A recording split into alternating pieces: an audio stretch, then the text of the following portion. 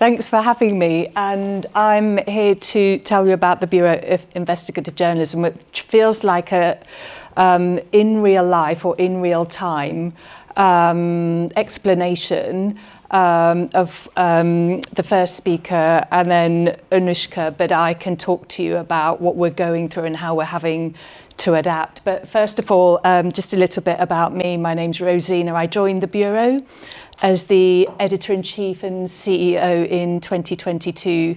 I'm not an investigative journalist, so I'm an interloper in the room. My background is in daily news. I spent most of my career at the BBC in local journalism. I led the largest network newsroom outside of London, and I launched a digital hub for the World Service. So my background really is in daily journalism, in digital and in audio. And I joined the Bureau for two reasons. One is the UK, as probably the rest of the world, had pivoted into a really angry daily news agenda.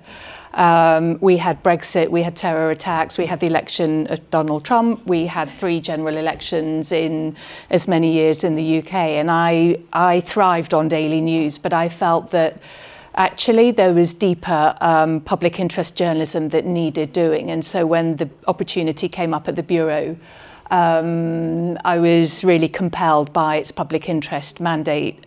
And the second reason was it was obviously a step up. I was a senior leader at the BBC, but this was a chance to lead an amazing organisation.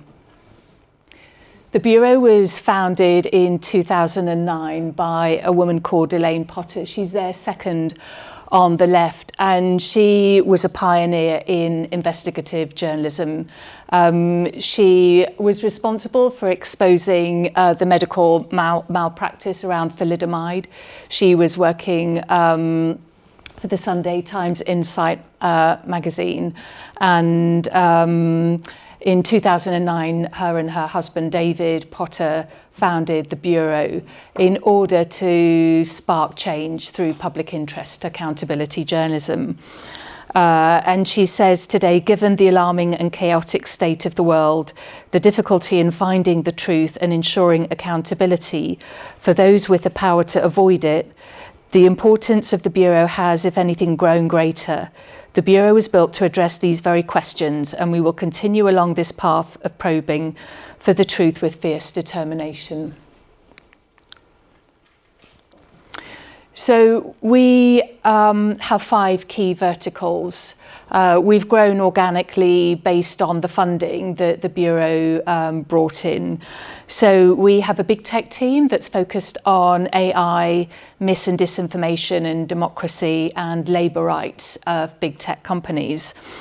Our enablers team essentially is an anti-corruption team. We're not allowed to call it an anti-corruption team because of litigation reasons, but they look at the flow of dirty money through London.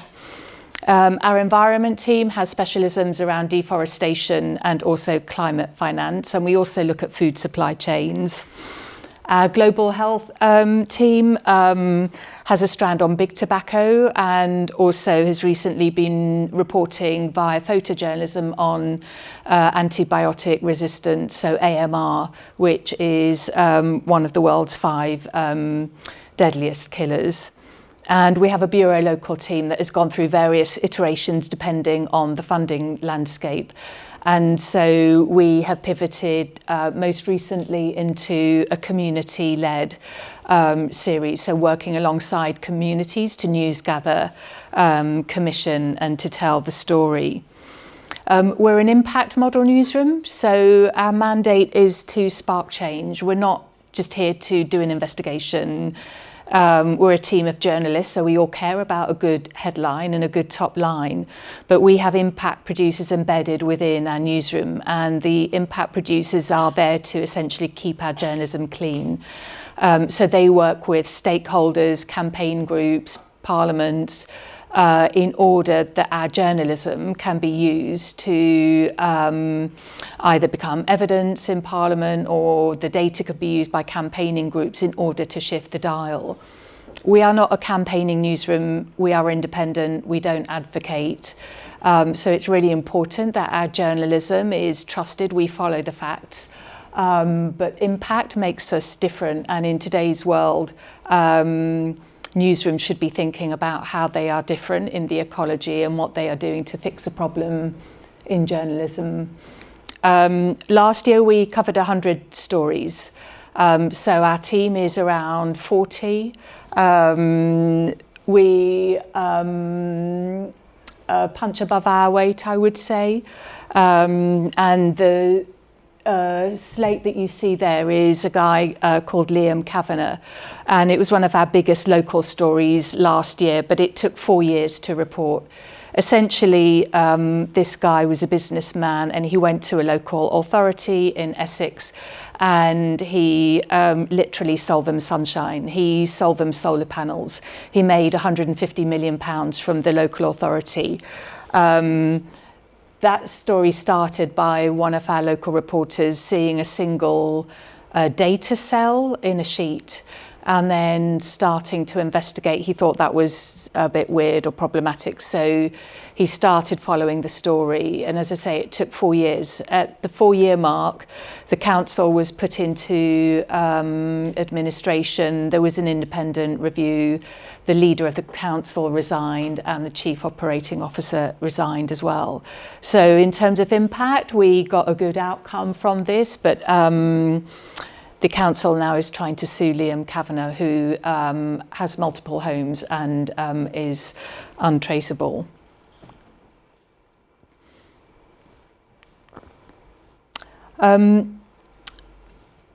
Our work is quite broad, so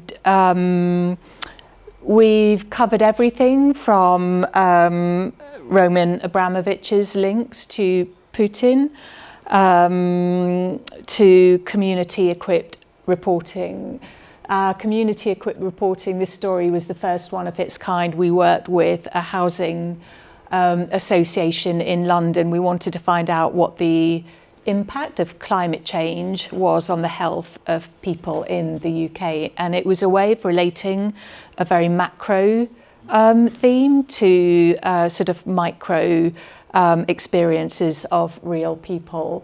And so we worked with Glasgow University to put in monitors into their homes. They recorded video diaries of how their health was, how they were feeling, and essentially the result of our investigation was there were clear sort of inadequacies in their housing as a result of the sort of hot summer we were facing.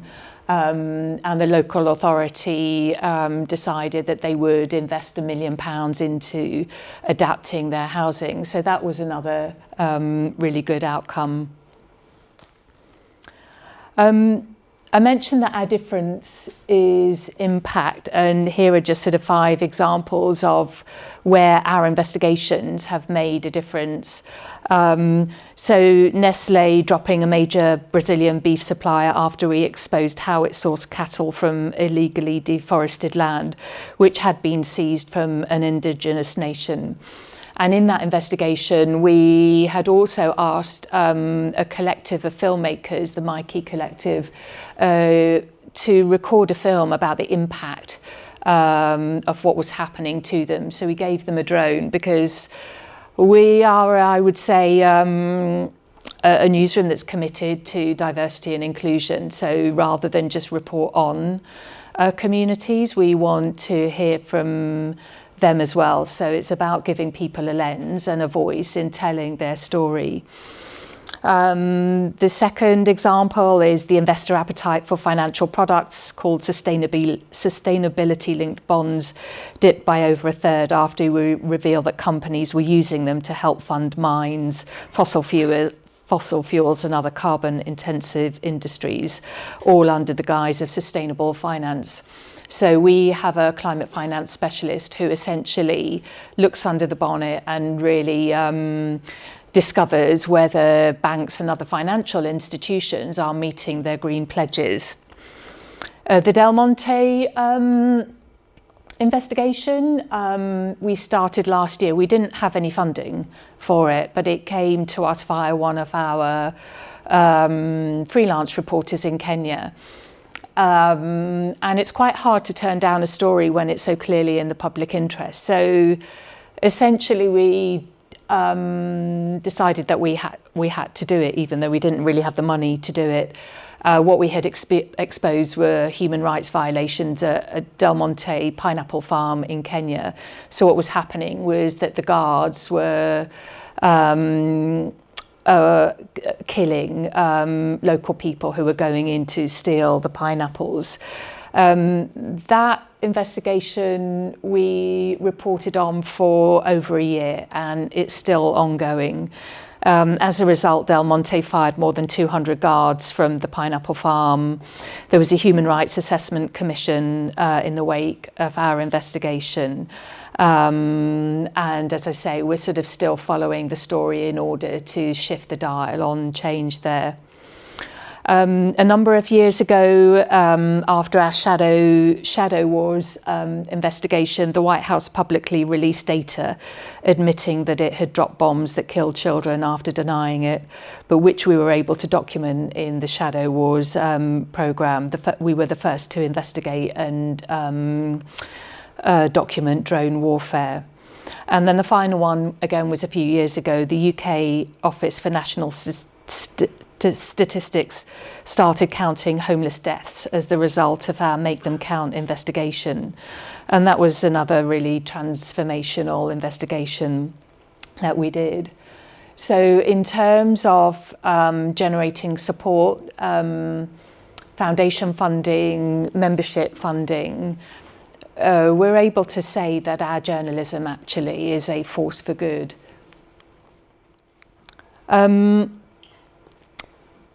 I've put this slide up because on my third day at the Bureau, we received a letter before action.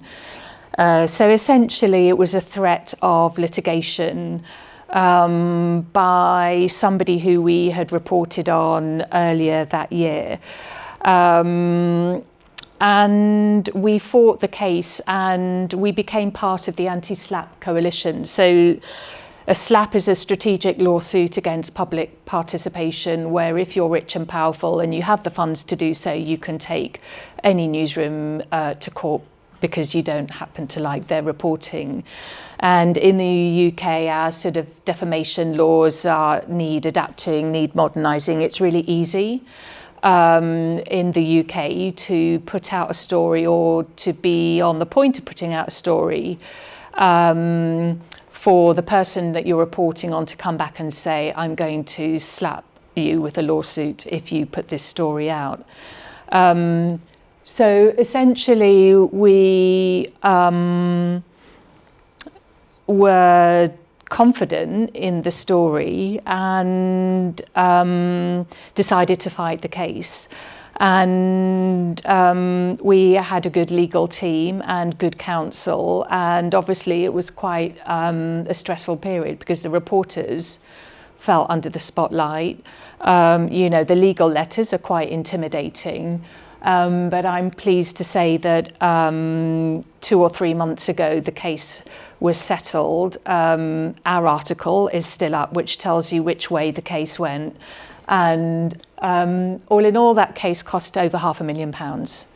So, that's wasted money. We're a relatively small newsroom. We are stretched for funding. And we sort of rely on a lot of goodwill. So we have become part of an anti-SLAPP coalition in the UK and across Europe, because essentially it's about media freedom, and the right to report where you are following the facts cannot be determined by people who have money and power. We have a co-publishing model, which we are adapting, which I can talk to you a bit about later. So essentially, we are funded by foundations to do the public interest journalism, but we rely on legacy newsrooms in order for our journalism to go around the globe and to get great reach. So some of our global partners include Mother Jones, BBC News, The Guardian, OTCRP, We've also partnered with the New York Times, Die Welt, and we always partner in country. So whichever geography we're reporting on, we always report in country. Digital transformation. I think I've got the first adaptation, so we may not need you for the slide. Or maybe we do. The next slide will tell me. Digital transformation. When I joined the Bureau, I worked on the basis of two things: diversification and democratization. Diversification of revenue, because we are 97% reliant on foundation funding. And you've already heard about the shift in the landscape and the need to diversify revenue. And so we started to think about the ways in which we could diversify that sat at ease with the Bureau's ethos. So there was no point for us looking at, say, commercial activity if we were looking at sponsorship for banks, for example, and then we happened to be reporting on the banks. So we really needed, we were late to the game, and there is, I would say, there aren't sort of many news organisations that rely on one source of funding. So we decided to diversify. One of the ways of doing that was to launch our own membership programme. So how could we build a community of people who value our work, who would be willing to pay minimum £10 a month? So we launched Bureau Insiders in November last year. But that also meant that we needed to have a direct audience. So we could no longer rely just on our co-publishers, because what was happening was we were getting great numbers of readers of our work.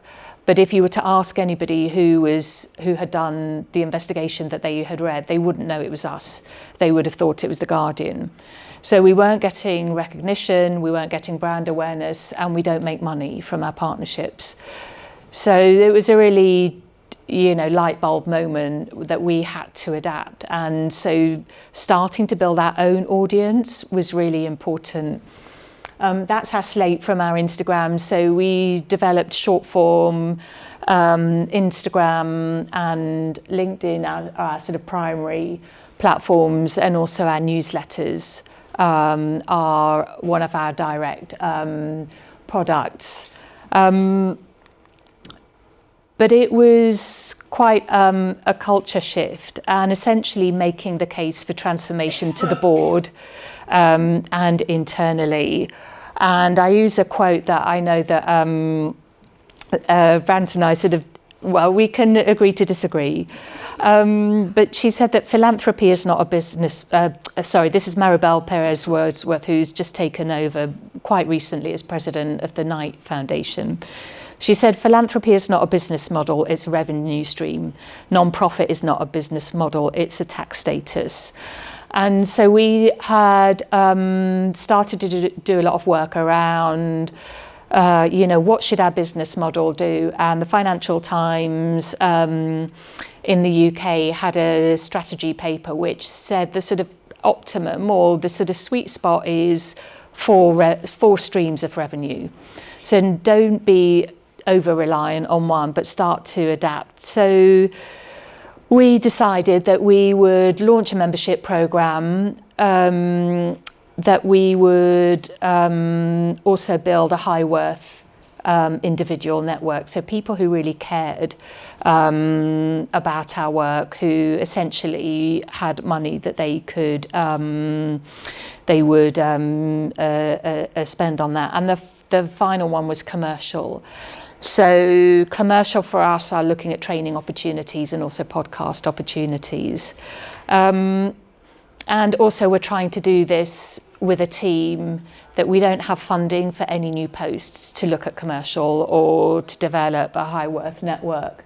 So in terms of our stretch, we are a startup but have to adapt and become much more agile in terms of asking people to do bits of work that will help sustain us.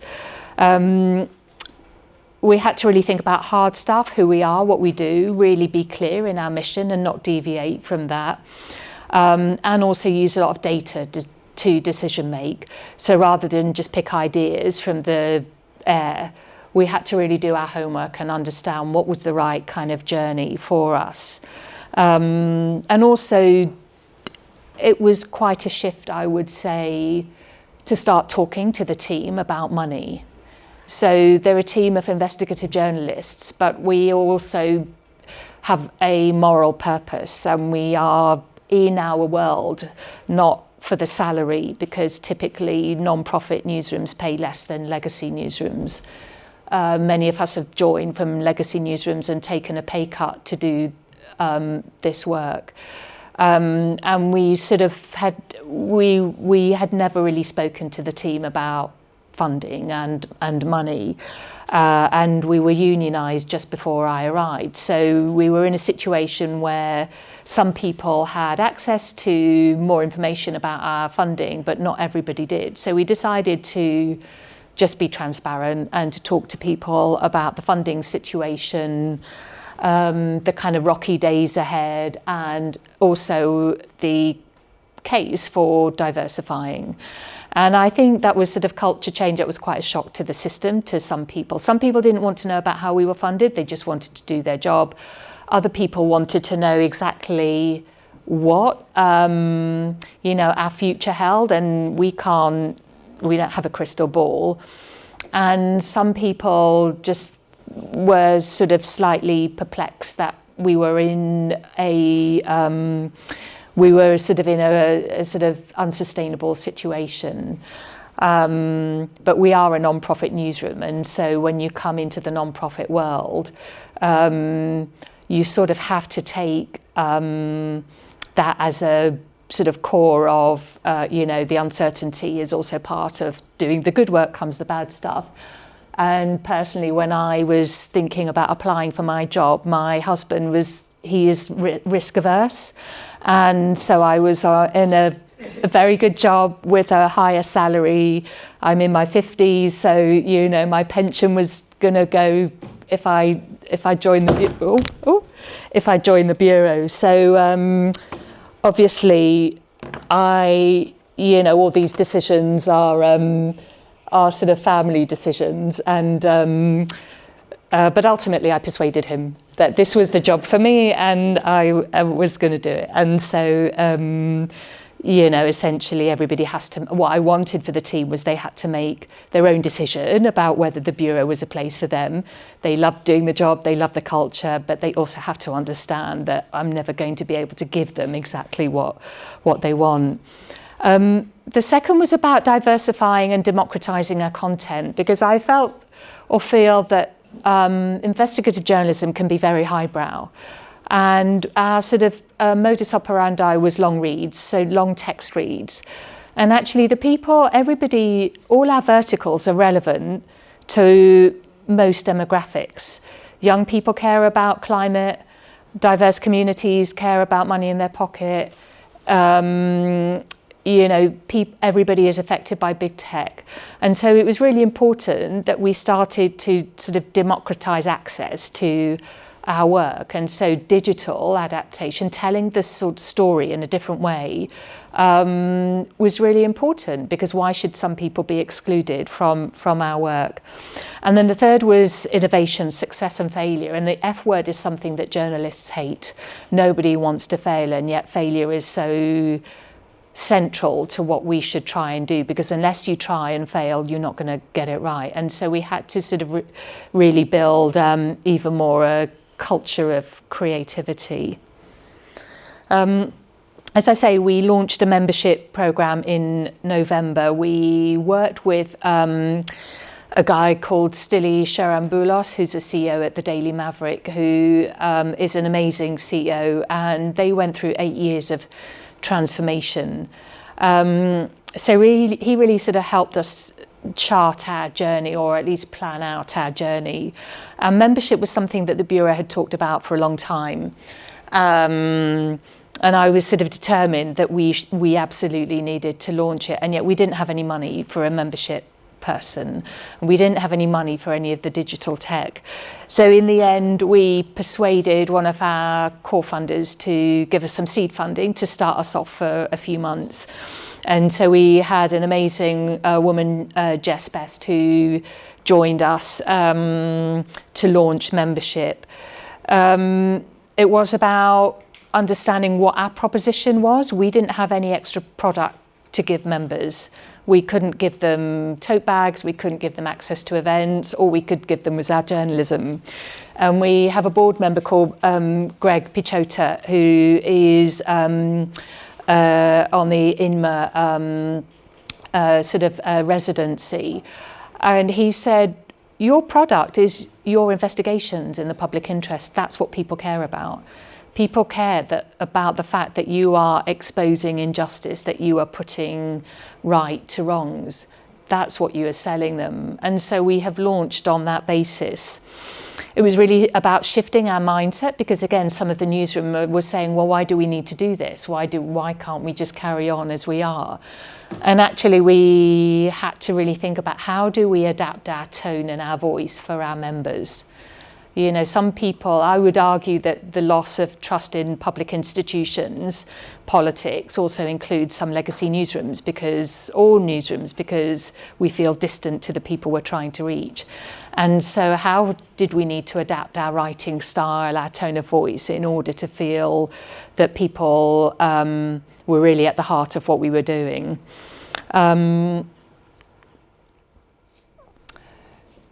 We also, as we were becoming more audience-centric, we have an amazing audiences editor, Oliver Kemp, who worked on a paper that identified what our audience needs were. And so this essentially is a chart. So for every investigation, we have 4 pieces of content. This was twofold. One is, as we were growing our direct audience, we needed to give them something that was just beyond the investigation every month. We needed to build up a daily habit. And so how could we do that? By generating content that was sort of relatable to the Bureau and not just, daily news or showbiz news. So these are the sort of 4 pieces of content that you will get for every investigation. The first is Expose, which is show how abuses of power affect me and the world we live in. The second is a Discover piece, which is educate me on the complex topics, ways that are easy to digest. So that's a bit like an explainer. The third is an Involve Me piece, show me how you got there. And when I was at the BBC, we had quite a big audiences research department that said audiences of today really want to come on the journey of journalism.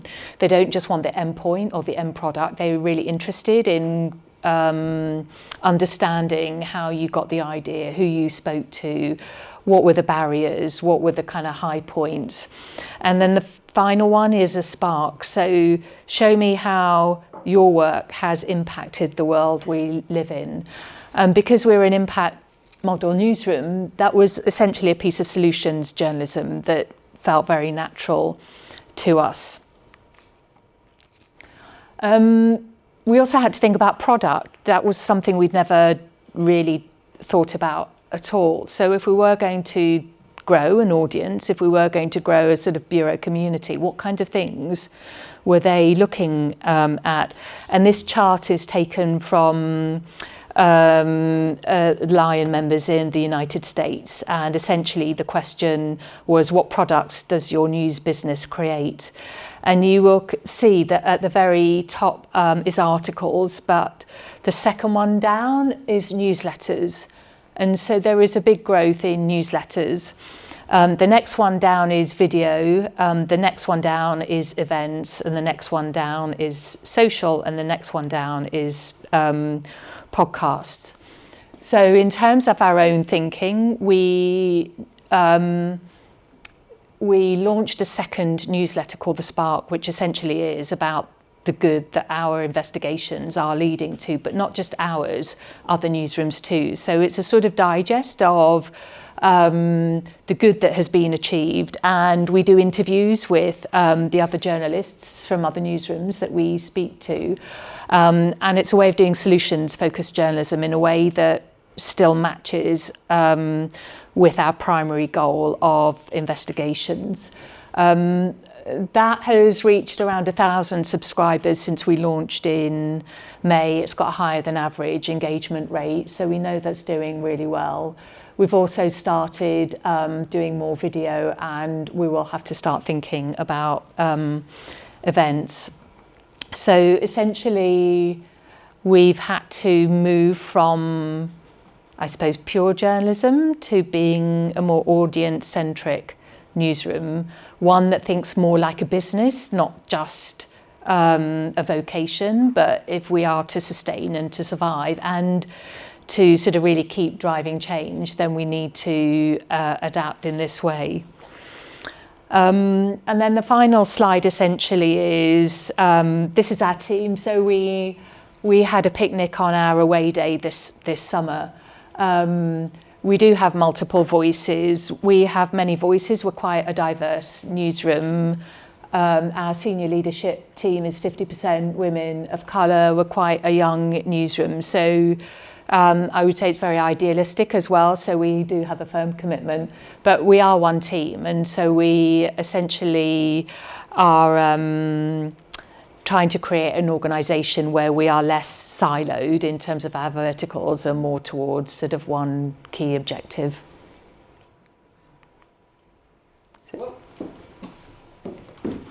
Questions?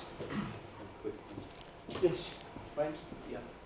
So have you looked at getting somebody that they would call an influencer to talk about what you do?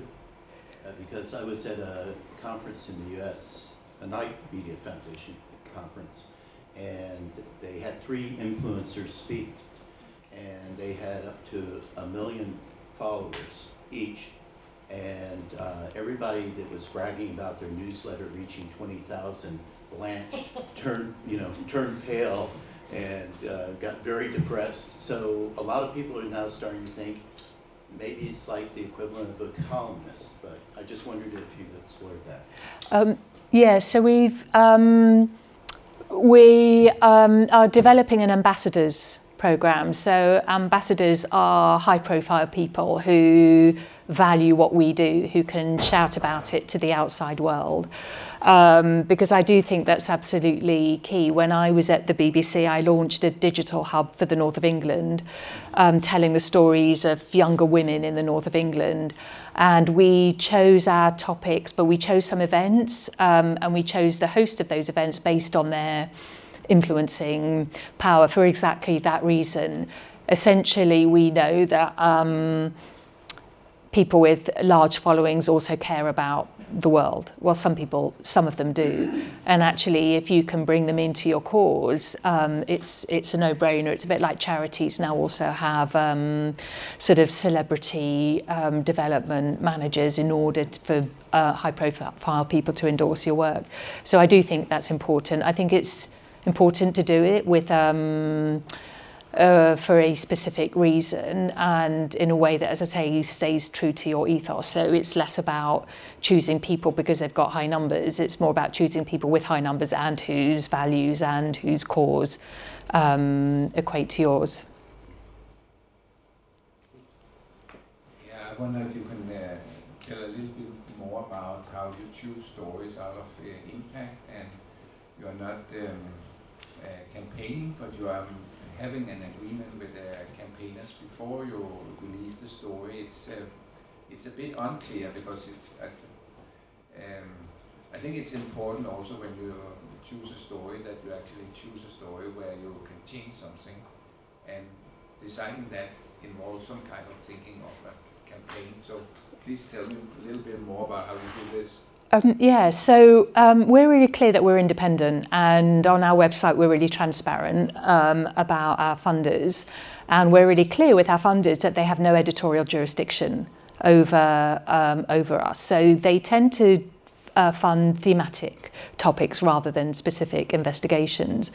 When we commission an investigation, we have a senior edit team, which is me, our editor, and our deputy editors, and whichever team is pitching has to fill in a story memo. The story memo comprises of a number of different boxes. One is the public interest test. So the public interest test is, what is the public interest in doing this investigation?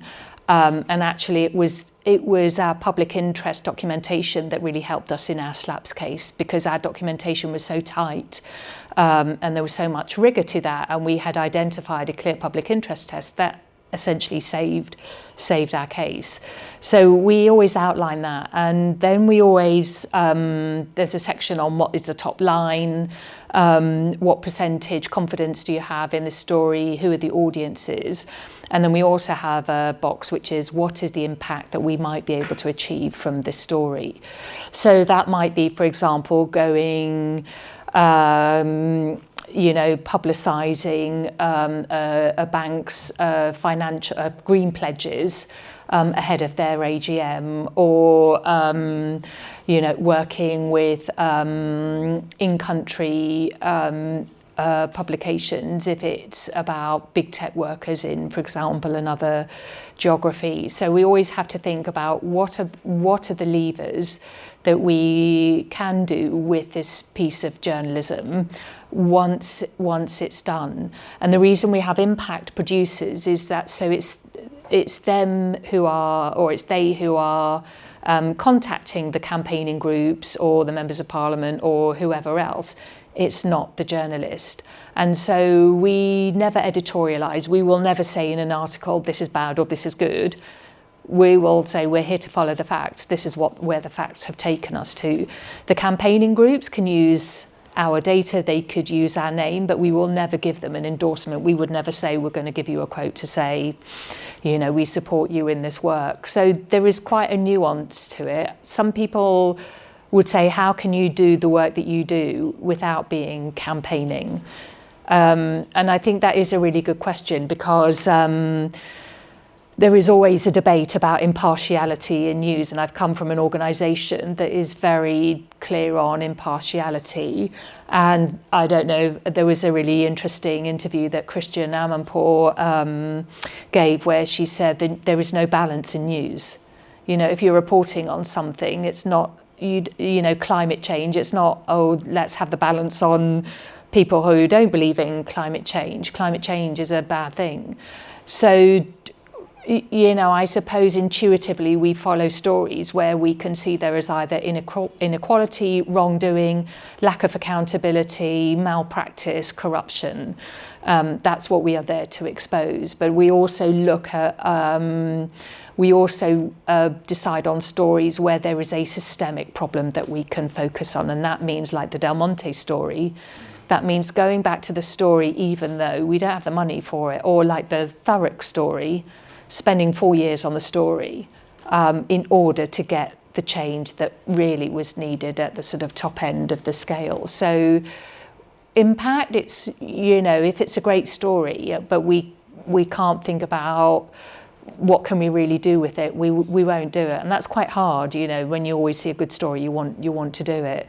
So we're quite clear in terms of how are we going to get the levers of change to move on this, and if we can't do it the first time round, we'll keep going back and reporting on the story until we do. Okay, one last question, Anushka. Oh, I'm the last question. Yeah. Damn. Do you need the microphone? No. Do I need? Nah. Okay. Brand, by the way, we're trying to use an influencer for our 1% campaign. Mm-hmm. But she's very cool, daughter of a TV host, very well educated and loves the media, and so it's like what Rozina said, basically. We have some people that wish they could get John Oliver. Well, I wish that too. But Rozina, you mentioned ambassadors. I think that's great. We actually thought about that, like when we started off. Where I started off and had discussions of how to bring it forward. So it's really interesting. But I would like to know, like, what you quote unquote offer them. And same question, like, what do you like?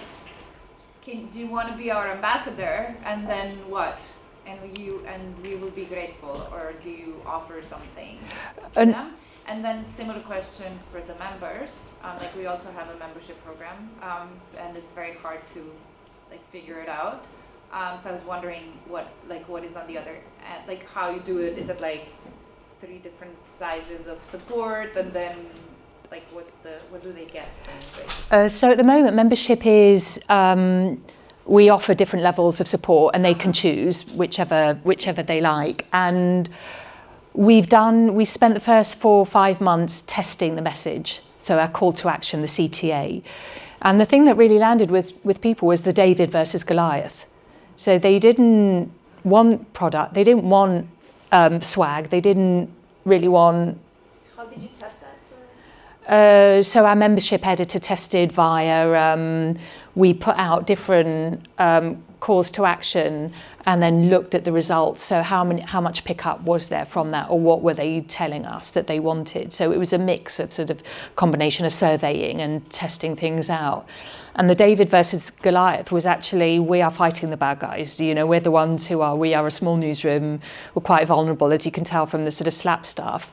But that's the thing that they really landed on. And if any of you sort of know the Guardian story, the Guardian really, although maybe not this year because they have got a deficit, but they had turned around their deficit by pushing a sort of membership program that was similar, which was at the end of every story they would have a, you know, public interest journalism costs money. Would you help? Would you help keep this up?